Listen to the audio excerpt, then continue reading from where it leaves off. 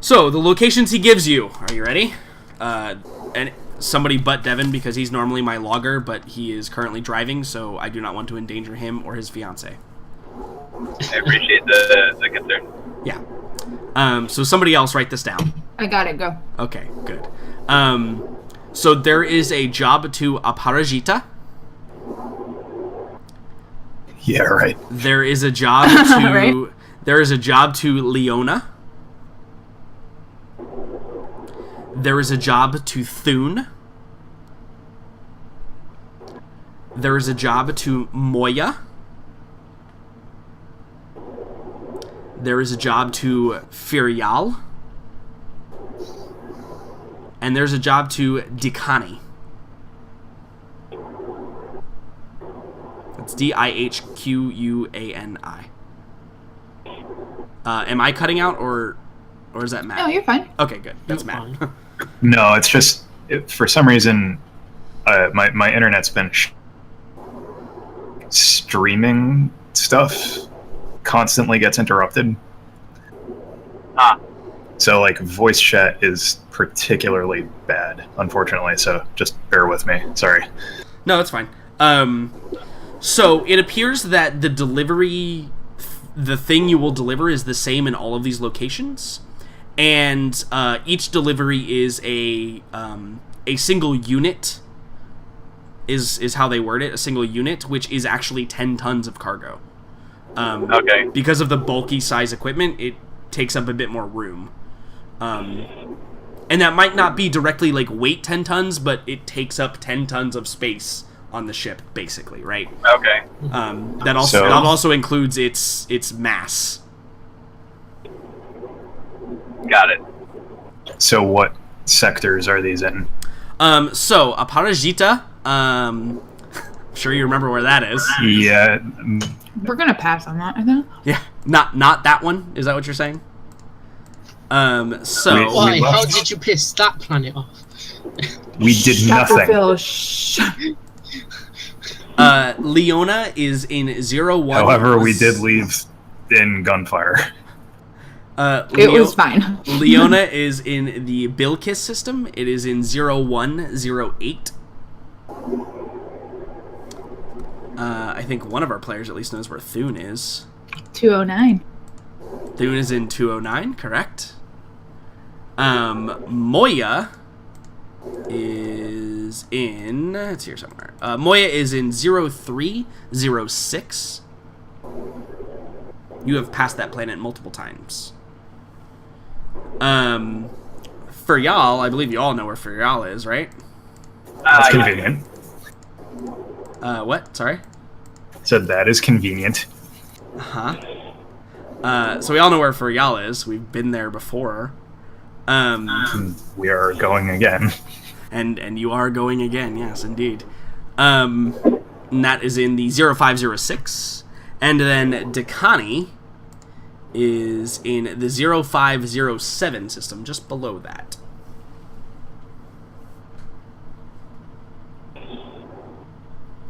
So, I mean, it makes sense to go to the one that we've already agreed upon to go to, no? Well, we can pick up a couple of these. Yeah. Well, I guess technically all six of these. Everything if we minus do. a Parahita. I was going to say, so we can pick up, all but one. Yeah, so whichever ones, if we could pick up maybe 2 or 3 that are on the way, that would be very convenient. 0209. And then if we still have room, maybe go check out the ice guys. I think we can safely, in several senses, do the Parashita. Wait, so he cut out. Did you say you guys could safely do the Aparajita one? No, we can do everything safely in more than one sense, minus a Parashita, Correct. because all of the others will be nearby or, Yeah. They're on the they don't hate us. They're on the neutral list currently. Yeah, they're on the we haven't pissed them off list. You should start a Google Doc of that. That would be Should. the most Should. useful to all of us. Weird. It should have a green column, meaning like we have good standing, which I don't think is with any currently. We should have a neutral column, and then we should have a red column. You know what? Hold on. Can we do that like real quick? So let's see. Where are the ones you've pissed off? Paphos. So apologies. Let's just Fly list. let's just go ahead and Wherever the hell I can't remember wherever we just got Bruno from. Yep. Hold on. It's fine. We're gonna.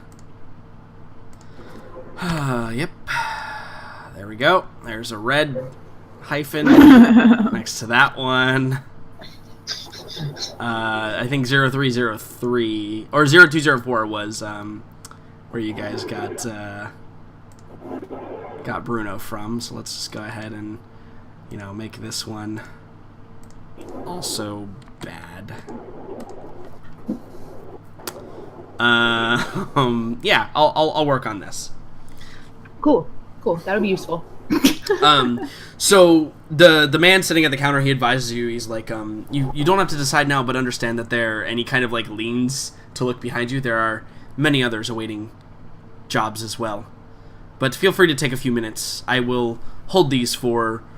And he kind of like looks at the clock, the timer, and he's like, approximately 30 minutes for you to decide, and then I will reopen them. Approximately 30 seconds.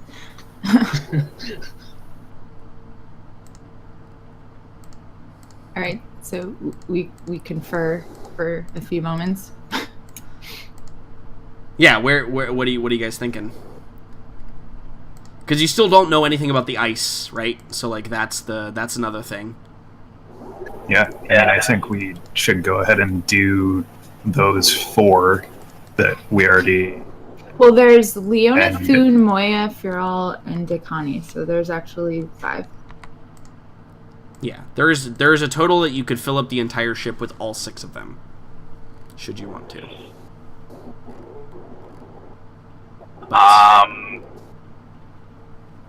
See, I'm not looking at a map right now, so it's hard for me to make any decisions. There are 2 that are outside of the plotted jump back. There's the one in 0507 to Connie, and then there's the one in Moya, which is what did I say, 0108? Or sorry, the one in Leona and the one in actually Thune as well are. Leona and Thune are past where your intended target is. Okay. Well, I mean that's fine. We can drop those off after we stop at our intended targets. Mm-hmm. Yeah, they're actually past Westwind, is what I mean. Oh. Yeah. Well, They're down below them, yeah. We can still do them if we wanted to, or we could just leave those 2 off, because depending on where the meeting that Oscar wants to do, they may take us somewhere else, and we may want to just have free reign to go wherever those are.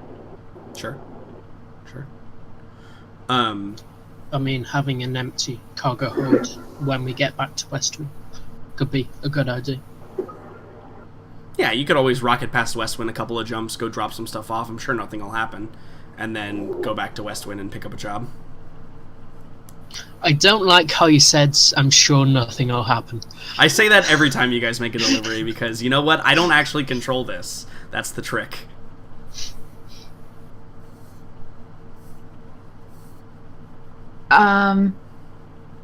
Personal opinion, I think we should take the 3 that are on our path and then just call it.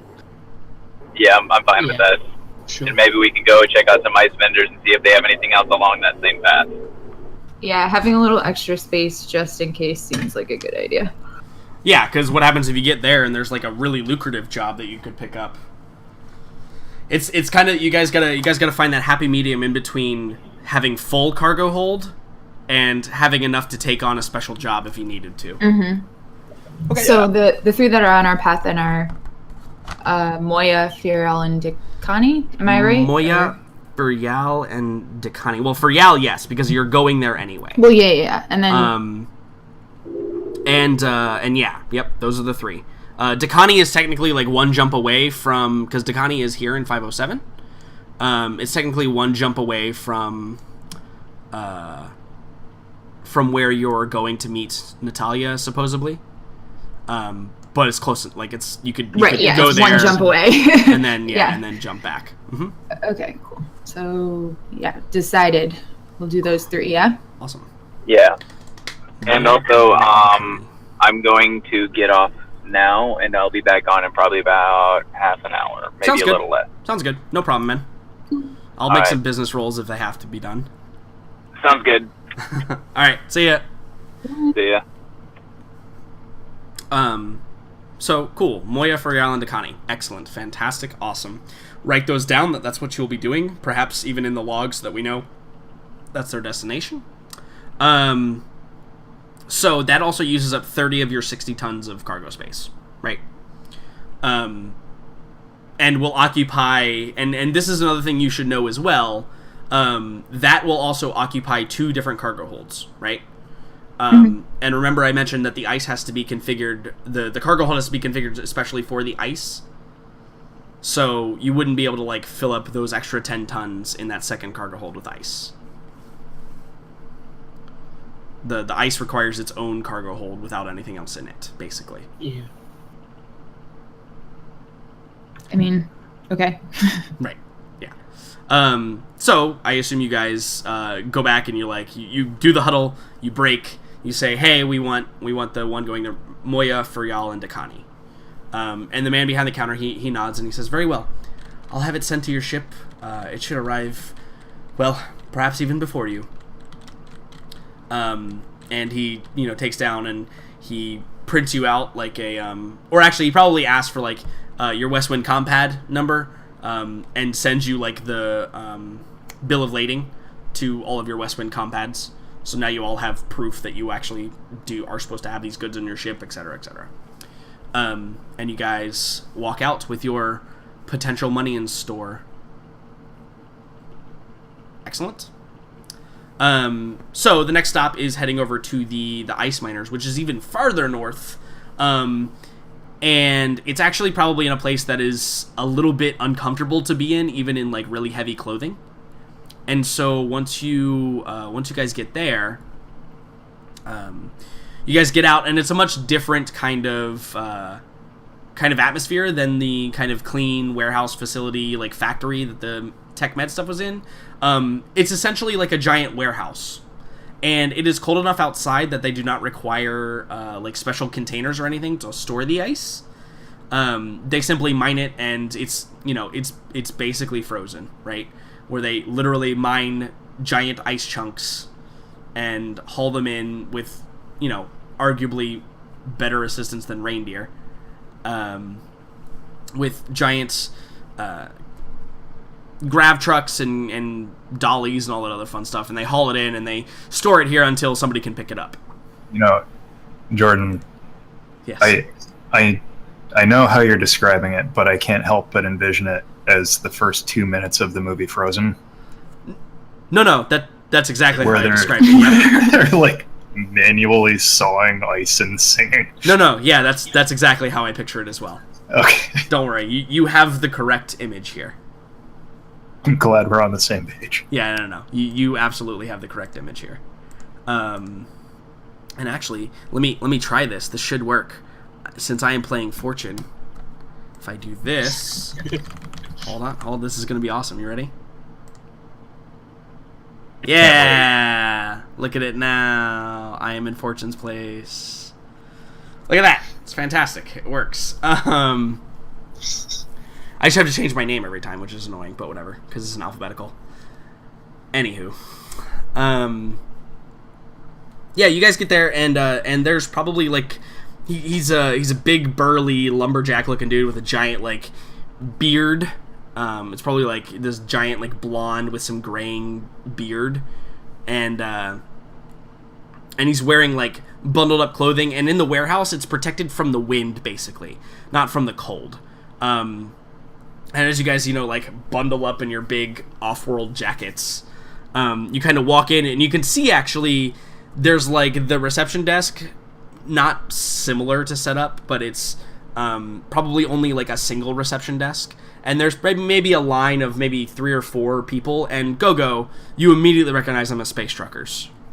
My people. Yeah, because generally ice hauling is for like the big fucking ships, like the giant freighters in orbit that have like 1,000 tons to haul. But it can still be fairly lucrative for smaller orders. Like if instead of a whole planet ordering ice or fresh water, if like a specific city or a planet with only a couple thousand people on it orders a shipment, smaller freighters like yours are preferable because they can get there faster. Because basically space truckers have if we could imagine it, space truckers have like a spike drive 0.5 instead of a 1, right? It actually takes them twice the amount of time to get through through jumps than anybody else. So it's imagine spending like 2 weeks on a jump, right? That would be horrible. Thank you for that. I will change that. Dakani is the one in 0507, I believe. Boop. Oh, also, Megan, if you realized, I don't know if you did or not. I did when I made this, but I actually just remember now looking at it. Dakani was also where those that image of that race from the what's that guy's name? What he was on? What? That I'm not race, tracking. That race you were watching on the screen with that woman who you liked and then immediately didn't like inside of the garage where you got the ship fixed. Oh, I love her already. I hate her. Yes. Yeah. That planet, Dakani, is where that race... This is the race was. I thought you meant race like in a group of people. No. I am with you now. We are good. The race through space. Gotcha. I'm tracking. We're all caught up. Yep. Good. Awesome. You should be able to also edit it now, by the way. Yep. Got it. We're good. Awesome. So you guys head over to the ice facility, and there's probably like a couple of like space truckers milling about, and there's like 2 that are up like, discussing terms or whatever, and it's also a little bit lower tech. Oscar, roll me a security roll based on wisdom, please. I would love to. Since you are the resident security expert. I mean, I've got a 0. I don't know that I would say I'm an expert. 9's pretty good. But he's passable. Yeah, 9's pretty good. So immediately probably the thing you notice, and probably because it stands out a little bit as opposed to what you've been kind of ingrained in, you can see that this man has a rifle kind of like sitting next to him, like propped up against the chair that he's sitting on, which is heavier armament than anything that you've seen a civilian carry ever on this planet. On this planet specifically? Yes, yeah. Okay, because that would be a pretty big statement. It is literally a giant rifle, and it could incinerate somebody. No, it looks like a standard issue laser rifle, basically, and it's just kind of like haphazardly, like the shoulder strap is probably like looped over the back of the chair, and it's just kind of like the tip is just like pointing into the ground, and it's kind of just leaning up against the chair. Of the guy that's like the actual receptionist dude that works here, not like the space truckers. Obviously, they probably came through the same place you did. Yeah. So with that role, yeah. Does that strike me like in his experience? Does that strike Oscar as odd for this sort of an operation, or is it only notable because... It is notable because you have not seen any other natives with this heavy of armament. Okay. I don't know what he would do with that information because, like, he would find that very curious, obviously, especially because, like, who is gonna come in here and try and walk off with, an armful a of 3-ton chunk of ice. Yeah, like who's Right. gonna walk off with 300 times their body weight in ice? Right. In Yeah, their totally. arm. So like, I think, in as joking, in as congenial a way as he can manage, maybe like Fortune's doing some paperwork or haggling with somebody. Oscar would kind of jokingly say, does, not giving kind of like a little up nod toward the rifle, he'd say, does the ice ever act up on you? Do you say that to the actual like receptionist guy when you get up there, or do you say it to Fortune? I say it to, if there is a lull. Have we already like made? I'm sorry. No, like you guys are probably like at the desk right now, but oh, well, that is most certainly not the first thing that he would say. Right, I assumed not.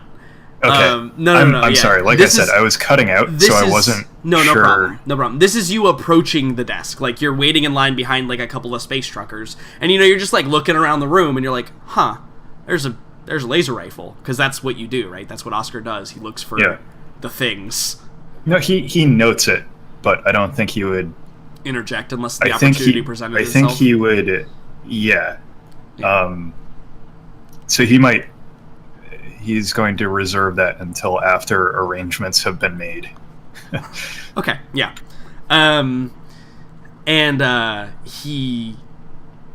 You guys get up there, and Dr. Fisher, do you engage with the receptionist guy? Yes, I suppose I would. Okay. Yeah, you begin talking to him. He's a bit more gruff than the other guy. He's like, "Oi, mate, what you want?" Oh, aye. We're with Westwind, and we got the old, Tootin' hopper that can board a couple of tons if you need to make a delivery. He kind of like gazes at you and he says, "You poppins looking to carry some rice across the worlds? Well, I'll be obliged. Listen, mate, we got only a couple jobs left, and plus, what kind of ship you got?" As I said, the Tootin' hopper. Oh, I see what you mean. Yep, good. Yeah. He says, "Tootin' hopper can't carry more than just a couple of logs, but see what we can do if we got anything a bit on the wee side." Aye, doesn't need to be a big job, but... Yeah, and so you see him, and like again, kind of dichotomy to what you saw before with the like high tech stuff. He actually pulls out probably like a ledger and like places it on the table, like a literal physical ledger, and you see him probably like flip a couple of pages, and he like runs his hand. You can see his hands are big and massive and like callous and probably a bit frostbitten. It's probably not uncommon for ice miners just to be permanently frostbitten on their extremities, because literally they mine ice all day. And you see him like scroll down a little bit, and he's like, "Oi, yeah, I got some jobs for these people here." And he like spins around and shows you. You ready for the jobs that he has available? So got it. Go. He has a job available for Thune, a job available for a job available for Moya, and a job available for Dakani. God, stop it. Did we take the other Thune job? You did not. Here's the catch. Well, his jobs are 20 tons per unit, meaning you can only take one of them. Yeah. 2 of them are already places you're going to stop, so that's advantageous, right? It's all about which one you want to take. If you want to take it at all. You can always be like, fuck this, go back and get the others, right? If they're available. That's the other trick. Yeah, so there's one job to Dakani and one job to Moya, and both of those are available to you.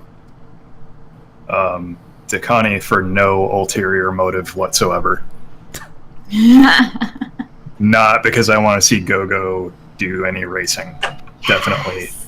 Yes. Definitely also, not. After reading Moya's a little scary. I don't know if I want to spend a long time there. So possibly I also vote Dakani for no other ulterior motive. Then besides slightly less scary. Correct. You know they have racing. They can't be all bad. No, I know, right? I mean, yeah, it kind of makes sense that we go to that one. Okay. So yeah, you sign up for the job at Dakani, and that's probably when like Fortune steps in and, you know, they're haggling over pricing or whatever. Which there's not really a haggle. It's, do you want the job for this price or do you not, basically. Because they can always find somebody else to do it. Mm-hmm. Do you interject at this point, Oscar, or do you just save it as a mental note for later? Or do you wait till, like, you know, the hands are shook, you guys have your physical copy bill of lading, you know, you've given all the information.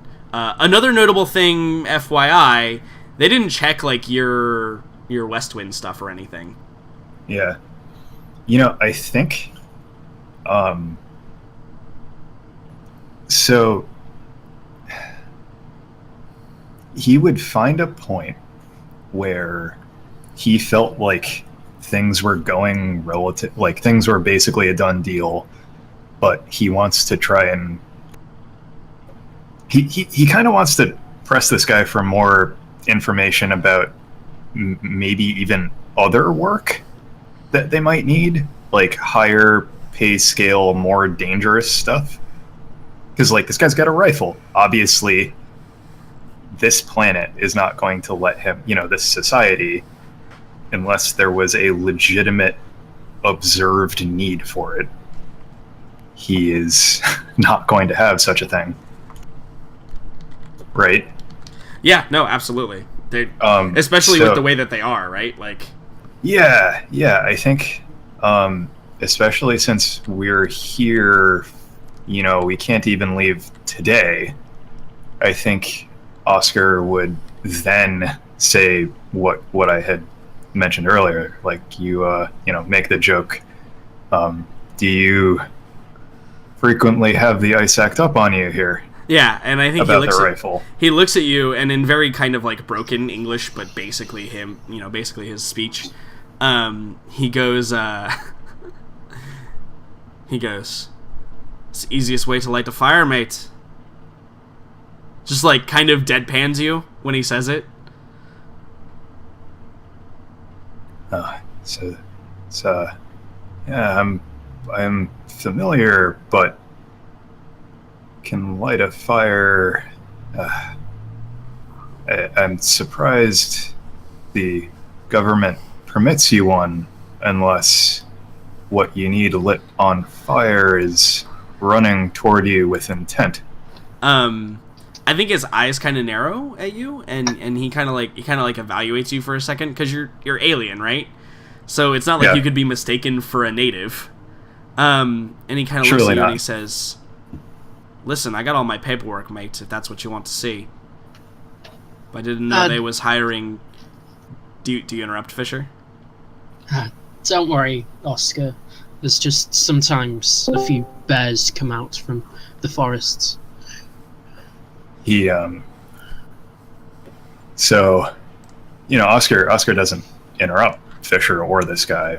He says, far to the receptionist, he says, "Far from worry, I ask as a fellow in similar line of work, potentially. No, never know where you can be of assistance." Yeah, and I think he just kind of like, again, he's seems defensive almost, perhaps.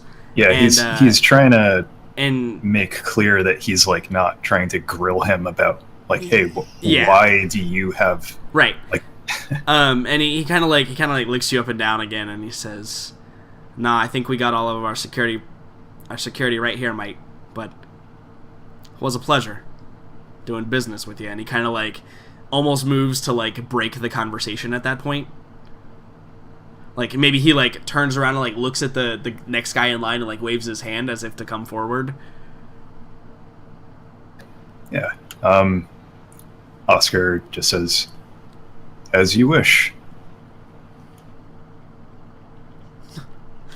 And then I assume that at that point you depart. Yeah. Cool. I mean, if we got our stuff, we have some time to kill. Everything is squared away. You have a job, if by my counting, and Megan, correct me if I'm wrong, you have a job to Moya, you have a job to Furial, and you have a double job to Dakani. Correct. Excellent. Lovely. Hooray! Things were done. All noted in the particular plan. Fantastic. So, the group of you heads back to the ship. Getting into a little bit warmer area of again. I think I mentioned last week too. It's essentially like late summer, early fall here, so it is still a little bit warm for this planet, which means it's cold as shit. But it's still a little bit warm. But it's getting towards that area where it's gonna get like a little bit treacherous in the later days. So, just the change from the further northern point with the ice miners down to where the ship is a little bit convenient. Like maybe if you've got a scarf on, like you can take it off, or maybe if you've got a hood up, you can kind of safely take it down and not be as buffeted by the wind or the stiff breeze blowing through. And yeah, you guys make it back to civilization in your ship without any problem. You go through the whole scanning process again, and yeah, that kind of tops it off unless you guys want to do something else. The only other thing to really take care of is they're going to load all the things on the ship, but we always just hand wave that anyway. It doesn't really matter. The only thing to take care of is there's going to be a single scene, obviously, where Dr. Fisher got his new implement and has to go pick it up in that final scene with the professor, I assume. So if nobody's got anything else, we can jump straight to that. I'm good. Seems good. Okay. I mean, in the meantime, if there's downtime, I'd a little bit fire off another. Now that Furial is all but a certainty, Oscar would also fire off a email to Natalia, and I assume that they have been semi in contact since the last time that, at least regarding schedules, they've been in contact since she last sent something to him, and he would just say, give her a rough. Well, that's the thing is frame. Natalia doesn't leave very often, and it was kind of left open to when you are in the area, come see me. Mm-hmm. So yeah, he's going to basically send do that. Hey, I found some time around this date, we'll be there. Yeah, because I mean, no one is truly that available. Nobody. I don't care. Well, yeah, no, she is certainly not available a whole lot, but like 90% of her time is spent on her home planet because she's, a fairly important figurehead there. Right, and that's why he's going through the trouble of even giving a rough estimate. Yeah, she, like you don't want to get there and be like, yeah, I've got 15 minutes before my lunch. Let's go. You want to have like a legitimate meeting time. He's trying to be as cordial as possible. Mm-hmm. That is something she will certainly look at. Beyond that, he is Oscar's all set. She is dying to see you guys again, I'm sure. So we left on great terms with her. At least you won't have to lock Giorgio up in the White House this time and leave him there for 2 weeks. Yeah, that'll be Fisher this time. Right. I'm not sure Fisher's political clout could carry him that long. Gogo says, ugh. That's great. That's good. Accurate. Devin, welcome back. Great. Awesome. Thank you. Yeah. Glad you're home. Yeah. Me too. You didn't miss much except for the ice miner receptionist guy had a laser rifle. And Oscar made like a joke like, haha, that's a thing that you have. and he seemed to stonewall you guys a bit. Okay. So, proceeding on. Dr. Fisher, you get a message probably from, what was his name? Professor Charles Manford, from Olympus University. He teaches inorganic chemistry. You get a message from him that, like, to meet him at his office, and it probably says alone.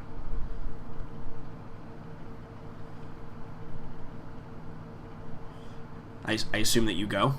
Yeah. Okay. So you tell the group, I assume, also that you are heading off to go meet Charles Manford, Professor Manford. Cool. Yeah. So you take off, and it's kind of a bitter day, maybe a little bit chilly. And Dr. Fisher, you head off down the streets. Not Manfred. That is a particular different character. And you get to the university, and you walk in, and it's kind of after hours a little bit, so there's not a whole lot of students on campus. They're probably all at their dorms or housing units or out drinking, because that's what university students do, I hear. When you get there, he's sitting in his office, and he's got the lights on, but it's that atmosphere where, like, he's the only one in the building left, right? Like, everybody's... It's Monday, technically, right?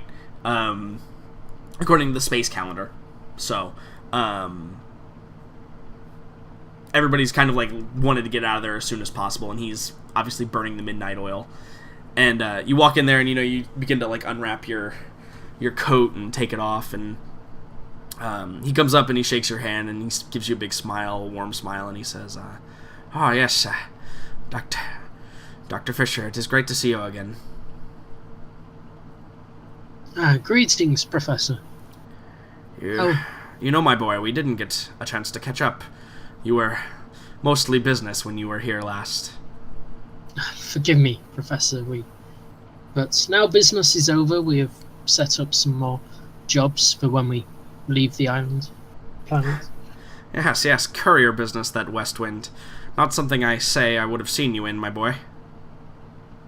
Aye, but a job's a job, and I am expanding my mind whilst doing it, so... It's good. That's something you should always achieve to do. I had some words of wisdom to give you for us to part with. I've arranged for your item to arrive at your ship tomorrow morning before you take off. Shouldn't have any problems with customs as long as you've filled out all your proper paperwork. And he kind of, like, gives you the eye. Like, that eye that the teacher gives you when they're like, did you do your homework or not? Did you copy off somebody or not? Of course, Professor. You've drilled that into me a long time ago. Megan, don't give me ellipses. You know exactly what I'm talking about, okay? You probably have perfected this look, okay? The fact that I know it exists is credit to me, so... also, I may or may not have done a whole lot of homework in school. Anyway. Yeah, and he kind of chuckles, and he's like, yes. You always were one of my best students. Well, word of caution. This object that I am so graciously spoken you for, I do not wish to see any harm come of it.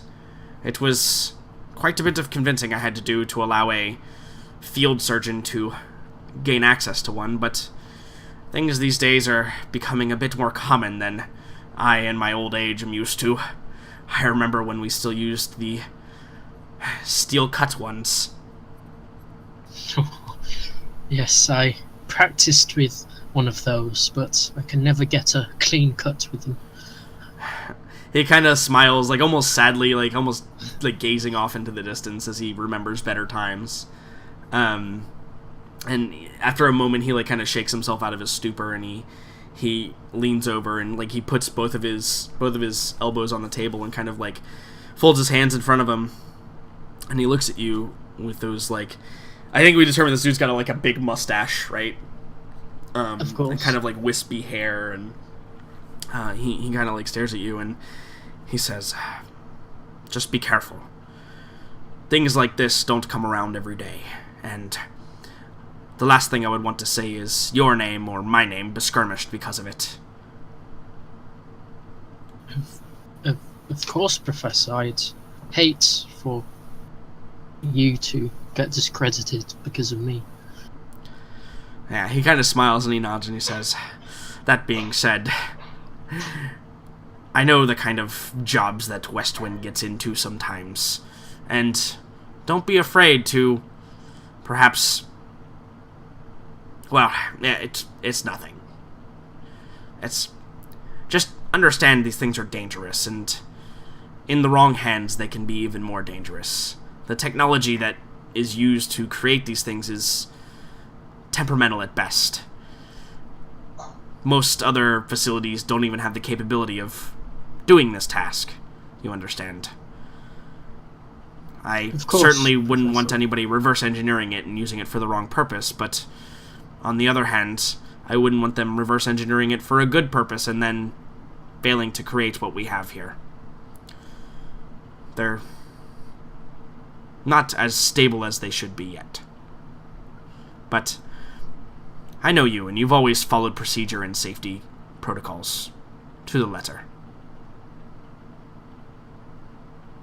I thank you, Professor, and don't worry, I shall guard it with due diligence. Yeah, and I think he like satisfied with your response. He kind of like leans back in his chair and he says, "Well, now come, my boy. I'm not supposed to drink with students, but you're a colleague now. I don't think I ever gave you a proper toast for graduation, did I?" And he like, from like a hidey hole in his desk, he pulls out like this old bottle of, it's probably gin, it's probably not whiskey. Yes, gin. Yeah, gin. and you probably see the label is like peeling off and like you know, cracked and broken. It's clearly very old.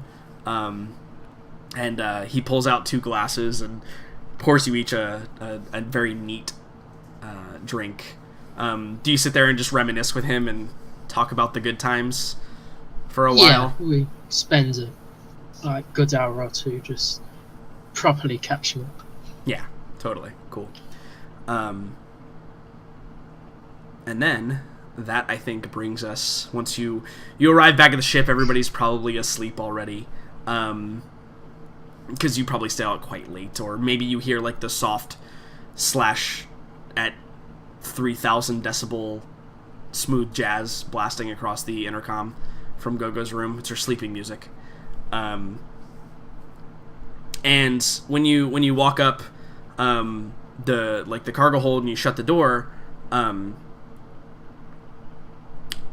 in the cargo bay, like the empty portion, because you only have like half of one cargo bay that's still available for space right now.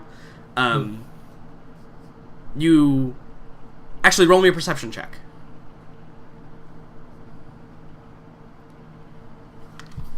Perception, wisdom. Nice. You hear the sound of voices coming from the cargo bay. Somebody is like having a conversation, and you can kind of tell with a 10, you can kind of tell that they're like trying to stay quiet, but they're not doing a great job of it. Yeah, I have a hand on my laser pistol and slowly walk to the cargo bay. Yeah. Roll me a stealth check. It's not going to be very hard, but there is a chance for failure, obviously. And this is probably one of my... I believe Dr. Phil. Nice. What? Sick. Wow. Holy shit, that's so good. What? The double You are 6. invisible. Oh You my are gosh. invisible. The double 6 is amazing. Good job. So you creep up like a cat. Holy maybe shit. maybe the gin gives you some extra special power of stealth in this instance. Yeah, I Um, actually get good at being quiet in navigation when I'm drunk. Yeah, so you like you're probably you're huddled like on the other side of this big giant like 3-ton crate of medical equipment, right? And you kind of just peek your head out, and you can see there's two figures standing in the cargo bay. One is very clearly Chan, and the other looks like Boomer. It appears to be Boomer, but Boomer looks very bundled up, as if he was just outside or was going outside or something. And you can tell the context of the conversation a little bit better now. It actually looks like Chan is arguing with Boomer. And I think that strikes you as odd immediately, because Chan doesn't argue with people. You've been on the ship long enough to know that goes against everything that he is about. Yeah. The kind of social subtext of this is, though, Boomer is more akin to Chan's position on the ship, though, based on his relationship with Gogo, than anyone else. Yeah. So Chan probably views Boomer as more of a colleague than a superior. Just because... He's the closest thing. Gogo also controls Boomer a lot. Yeah. Gogo is essentially his master, but he's close enough with Boomer to be friendly. Class tier Margot's bitch. There you go. Yeah, and there's an argument, and I'll let you keep your 10. You probably pick up a few words, and Chan is the one not being quiet, right? Boomer's trying to keep him down, but Chan is not being quiet, and so you pick up what he says, and you hear Chan say, "No, you can't. You mustn't." And you hear Boomer kind of muffled, speaking, and Chan just, shakes his head, kind of over-exaggerated, almost like a child does sometimes when they shake their head, completely from left to right, 180 degrees, right? And he's like, "No, I don't want it." And you see Boomer kind of grabs Chan by the arms, not physically with the intent to harm, but to steady him. And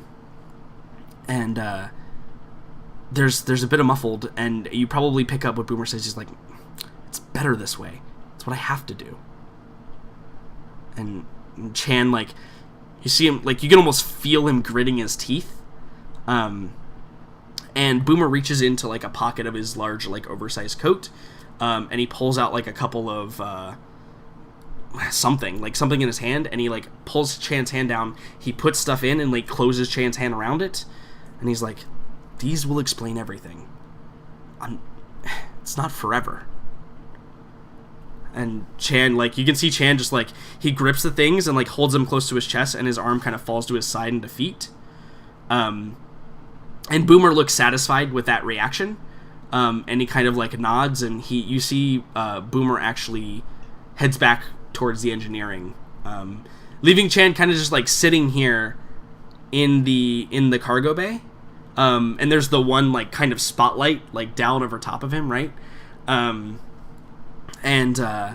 we pan around to Chan's face, and we can see there's just silent tears streaming down his cheeks. And that's where we cut to break. Yeah. Fuck you, Jordan. We're not done here yet. I want to hear more. This isn't the episode, is it? Nope. Just this the break can't be time. the episode. Okay. Just No. Boomer's not allowed to leave yet. I don't permit it. Cool. God damn it. I'm gonna mute you guys, and we'll be right back. Okay, bye. Wait, we should be back at... Let's be back at 8 after. Let's make it just a flat 10-minute break. Okay. Sure. Okay. Bye. Alright, stream, we're gonna be back in just a few minutes, and we're gonna see what happens. Woo! I'm gonna put on a timer.